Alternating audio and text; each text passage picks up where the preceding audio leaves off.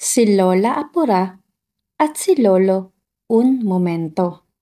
Kwento ni Isa Lopez. Guhit ni Vanessa Tamayo. Isang mag-asawang talagang nakakatuwa. Iyan sina Lolo Un Momento at Lola Apura. Sa edad na 80, sila ay kapwa malusog at masigla. Ngunit sila ay may pagkakaiba. Balingkinitan ang katawan ni Lola. Si Lolo naman ay bilugan na parang bola. Pagdating sa kulay ay magkaiba rin. Maputi si Lola na parang araw sa umaga. Kayumanggi naman si Lolo. Sa gabi ay parang anino. Maliksi at mabilis. Iyan si Lola. Daig ng maagap ang masipag. Kaya, madali kayo. Cheers na. Ang madalas niyang sambit. Kaya naman, binansagan siyang Lola Apura. Kabaliktaran naman si Lolo. Pakiusap niya ay, Un momento. Huwag kayong padalos-dalos. madalas niyang sambit. Ang naglalakad ng batuling, kung batinik ay malalim. Mabilis si Lola. Mabagal si Lolo. Kumbaga, sa isang kanta, magkaiba sila ng tempo. Ngunit, magkasalungat man sa kilos at turing, iisa ang kanilang isip pagdating sa gawain. Masipag at maagap si Lola. Ayaw na ayaw niyang mahuhuli sa umaga. Kaya't maaga pa, siya'y gising na. Sinasabayan ang tilaok ng manok na nag-aanyaya. Bangon na! Kilos na! Masipag at masinop si Lolo. Bagamat mabagal ay panigurado. Iisa-isahin ang mga takdang gawain. Sa gabi pa lang, kailangang ayusin ang gamit. Madalas niyang sambit.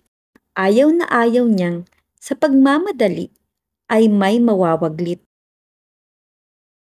Nangunguna sa palengke si Lola. Hindi pa sumisikat ang araw ay nasa biyahe na siya. Sariwang gulay, prutas, karne at isda para sa aking asawa. Ang lagi niyang paalala sa tindera.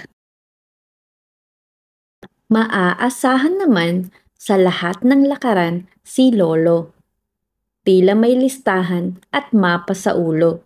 Inaral ko na agad ang aming pupuntahan. Inilista ko na rin kung ano ang dadalhin para asawa ko ay wala nang aalalahanin. Buong pagmamalaki ni Lolo.